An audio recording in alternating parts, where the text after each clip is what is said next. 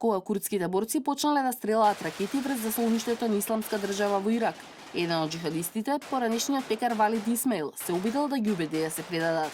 Некои сакале да си детонираат граната пред грлото. На крајот, еден туниженец активирал самоубиствена бомба за да ги избрише курдите. Наместо нив, убил 5 од групата и ги повредил другите. Исмаил е единствениот што преживеал. Викал дека нема бомби, а борците ги докрајчиле ранитите. Приказната е раскажа со окови на нозете во затвор во Ербил, главниот град на курдскиот регион во Ирак.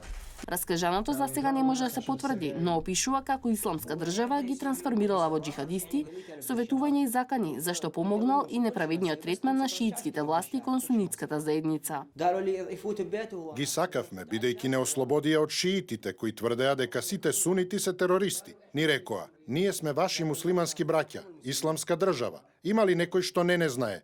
Нема да ве повредиме, ќе ве ослободиме од шиитите и никој нема да ве подчинува. Ќе ви дадеме храна и пари, се што сакате. Исмаил раскажува дека лидерот на Исламска држава Абу Бакр ал-Багдади бил дочекан како ослободител кога влегол во џамијата во Мосул среде бел ден и прогласил големи делови од Ирак и од Сирија за свој калифат 6 години откако Ал-Каида се врати во подземјето. Но тогаш ја изгубил работата, бидејќи джихадистите ги пресекле струјата и гасот до пекарницата во која што работел и не му останале многу опции.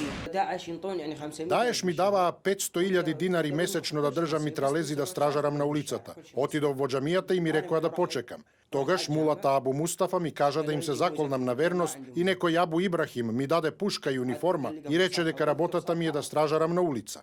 Сите наши луѓе ги поддржаа и мислеа дека се во право, но на крајот ние бевме жртвите. Не знаевме кој е лидерот на нашата армија. Хазем Салех, исто така заробен джихадист, потврдува.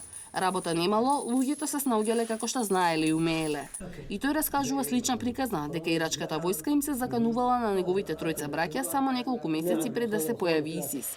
Биле физички работници, но дошле, ги затворили, ги претепале. Ирачката влада, сега со ново раководство, ги отфрла овие обвиненија и тврди дека гонеле само терористи. Но и под Исламска држава продолжил притисокот. Им се заканувале дека ќе им ги праќаат малолетните деца во војна за да им се приклучат. Денес Исмаил и Салех се соочуваат со неизвестна иднина во курдскиот затвор. Ако се собера доволно докази против нив, веројатно ќе бидат изнесени пред суд.